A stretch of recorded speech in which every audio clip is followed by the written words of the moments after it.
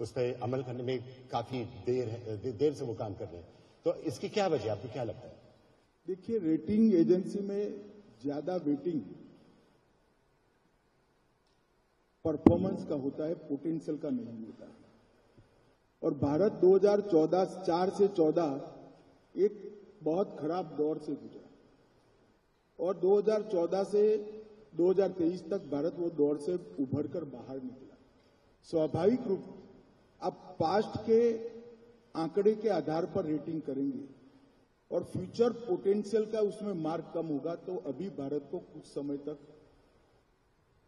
Rating कम ही मिलेगी।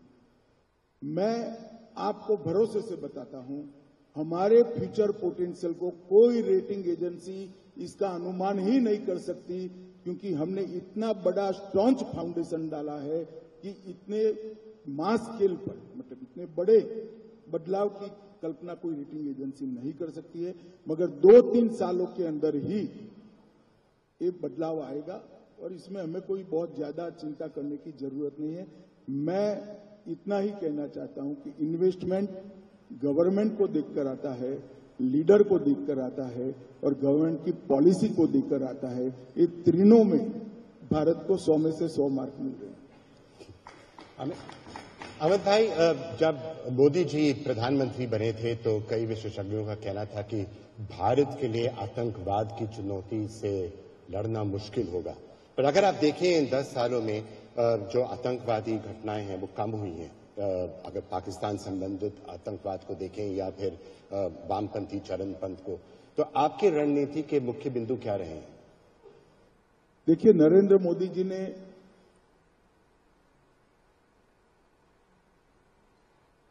Terrorism को, उग्रवाद को समाप्त करने के लिए जो रणनीति अपनाई, इसमें हमारे देश में बड़े बड़े 3 प्रकार के प्रॉब्लम चल रही थी। एक वामपंथी उग्रवाद चल रहा था, दूसरा नस्ली हिंसा का उग्रवाद नॉर्थ ईस्ट में चल रहा था और तीसरा कश्मीर में दुनिया जिसको टेररिज्म कहती है, इसका भी हम अनुभव करते थे। ये तीनों प्रकार के प्रॉब्लम के लिए हमने अलग रणनीति बनाई थी।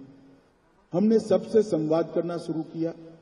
जो लोग मेन स्ट्रीम में आना चाहते थे उनको बाहें फैलाकर, बड़ा मन रखकर, ल्यूकरेटिव विकास के पैकेज देकर मेन स्ट्रीम में लाए। लगभग 9,000 हथियारी युवाओं ने अपने हथियार डालकर मेन स्ट्रीम में आना पसंद किया है। हमने 20 समझौते किए। इसके साथ साथ इसके बाद भी जो हथियार रखकर आगे बढ़ते हैं उनके लिए जीरो टॉलरेंस की नीति अपनाई। हमने ढेर सारे कानूनी परिवर्तन किए, एजेंसियों का मनोबल बढ़ाया और एजेंसियों की पास आधुनिक से आधुनिक टेक्निक और हथियार उपलब्ध हो, ये भी करा। इसी का परिणाम है कि जिस समस्या बहुत बड़ी लगती थी, जो समस्या ये 10 साल के अंदर, वो लगभग 70% से हम नीचे ले जाने में सफल हुए हैं। और मुझे विश्वास है कि आने वाले 2 ही साल में भारत वामपंथी उग्रवाद से मुक्त हो जाएगा। अमित भाई, अनुच्छेद 370 के खत्म होने पर जम्मू कश्मीर के अंदर क्या प्रतिक्रिया हुई है और क्या आपको लगता है कि इसने दुनिया को एक तरह से आश्चर्यचकित कर दिया? देखिए, जम्मू कश्मीर के अंदर एक और तो टेररिज्म के खिलाफ हमारा टफ अप्रोच है और दूसरी वो डेवलपमेंट की और सामाजिक डेवलपमेंट की भी प्रक्रिया को हमने तेजी से बढ़ाया। आज जम्मू कश्मीर के अंदर जितना इन्वेस्टमेंट 60 साल में आया था, उतना इन्वेस्टमेंट जम्मू कश्मीर में ये 5 साल में आया। धारा 370 हटने के बाद ढेर सारे कंफ्यूजन निकल गए हैं। हमने जम्मू कश्मीर के अंदर भारत का सबसे अच्छा इंफ्रास्ट्रक्चर बनाने की ओर आगे बढ़े हैं और शांति के कारण वहां पर अनेक प्रकार की नई शुरुआतें हुई। आज भारत के सबसे अच्छे एजुकेशनल इंस्टीट्यूट भी वहां ट्रांसफर हो गए हैं, सबसे अच्छे अस्पताल वहां जा रहे हैं और सालाना 2 करोड़ टूरिस्ट वहां जा रहे हैं, जो 2014 में 14 लाख थे। कहां 14 लाख और कहां 2 करोड़। जम्मू कश्मीर में 2 करोड़ टूरिस्ट सालाना जाना शुरू है। बहुत बड़ा परिवर्तन हुआ है और मुझे विश्वास है कि आने वाले कुछ सालों में जम्मू कश्मीर को अलग स्वरूप से जाना जाएगा। पुराने जम्मू कश्मीर के जो पैरामीटर्स थे वो सारे हमने चेंज। अमित भाई, काफी बार भारत के जो जुडिशियल सिस्टम है उसकी आलोचना की जाती है। ये जो तारीख पे तारीख का सिलसिला है, केसेस चलते जाते हैं सालों साल। जो आप ये नए क्रिमिनल बिल्स लाए, जो नई संहिता आई है, क्या आपको लगता है कि इससे सुधार होगा? क्या आपको लगता है कि इससे भारतीय न्याय प्रणाली को गति मिलेगी? देखिए, हमारी जुडिशियल सिस्टम में 160 साल पहले बने हुए कानून थे, तो एक प्रकार से तो वो कालबाह्य भी हो गए थे। हमने नए सिरे से भारतीय विचार को केंद्र में रखकर कानून बनाए हैं। पुराने कानून अंग्रेजों ने भारत पर शासन करने के लिए बनाए थे, हमने भारत के लोगों को न्याय देने के लिए बनाए। तो पहले दंड का प्रावधान था, अब न्याय का महत्व है। इसके साथ साथ हमने पूरी सिस्टम को मॉडर्नाइज किया है। 3 साल लगेंगे नीचे तक पहुंचने में। मैं आपको विश्वास से बता सकता हूं कि 3 साल के बाद भारत की क्रिमिनल जस्टिस सिस्टम दुनिया में सबसे आधुनिक होगी। इसमें हमें कोई शंका रखने की जरूरत नहीं। और इसके साथ स्पीडी जस्टिस भी मिलेगा, जल्दी न्याय मिलेगा। 3 साल में हर केस का निपटारा सुनिश्चित हो जाए, ये सारी व्यवस्था हमने 3 साल में होगी। अब चुनाव तो आ रहे हैं अमित भाई, और प्रधानमंत्री मोदी ने और आपने एनडीए के सामने अब की बार 400 पार का लक्ष्य रखा है।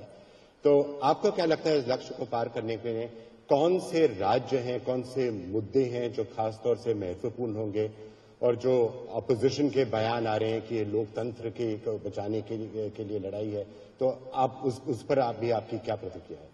देखिए, आप 400 का आंकड़ा याद रखिए, काउंटिंग के दिन मैच कर देना। कहां से आता है इसमें मत पड़िए, इसलिए क्योंकि हमने कर दिखाया। आसाम में हमारा 2% वोट था, वहां पूर्ण बहुमत की सरकार बनाई। 1% वोट मणिपुर में था, हमने पूर्ण बहुमत की सरकार बनाई। हमारे एक भी एमएलए बंगाल में नहीं था, 18 सांसद चुनकर आए, 77 एमएलए चुनकर आए। तो हमने कर दिखाया। मैं देश को विश्वास दिलाना चाहता हूं कि देश की जनता के आशीर्वाद से और आपका जो आशीर्वाद हम पर है, इसका हमारा जो आकलन है, इसी के आधार पर मोदी जी ने 400 पार का आंकड़ा दिया है। देश की जनता मोदी जी का समर्थन करे, एक बार 400 पार करा दो। भारत को पूर्ण विकसित बनाने की जिम्मेदारी भारतीय जनता पार्टी के नेता और देश के प्रधानमंत्री नरेंद्र मोदी की है, और ये निश्चित रूप से।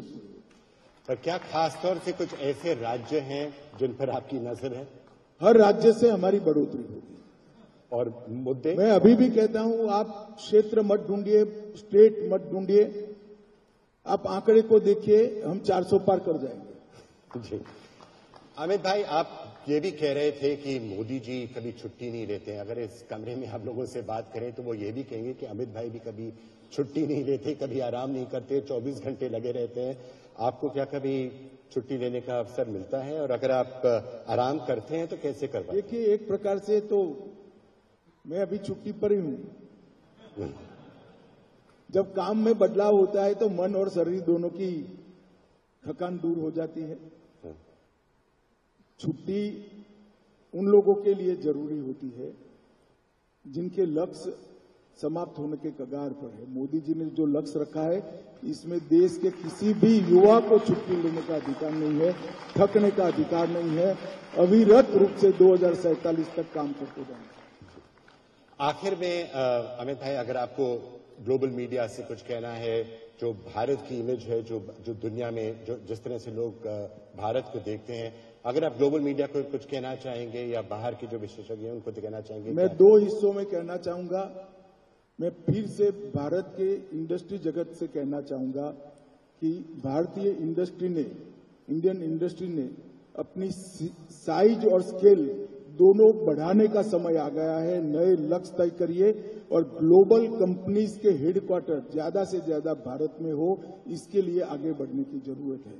और मैं मीडिया को ये कहना चाहूंगा कि कोई रेटिंग एजेंसी, मैं मेरे अनुभव के आधार पर कहता हूं, कोई रेटिंग एजेंसी हमारे फ्यूचर पोटेंशियल का आकलन कर ही नहीं सकती, असेसमेंट कर ही नहीं सकती। फ्यूचर बहुत ब्राइट है। हम बहुत तेजी से और एक बड़े स्केल के साथ आगे बढ़ने जा रहे हैं। इस पर जरूर विश्वास करना। नरेंद्र मोदी जी ने जो लक्ष्य रखा है 2047 में विकसित भारत और दुनिया में तीसरे नंबर के अर्थतंत्र का, वो जरूर हमें अचीव करेंगे। अमित भाई, आईजीएफ से बात करने के लिए बहुत बहुत धन्यवाद। आपने हमसे बात करी। Can I please invite on stage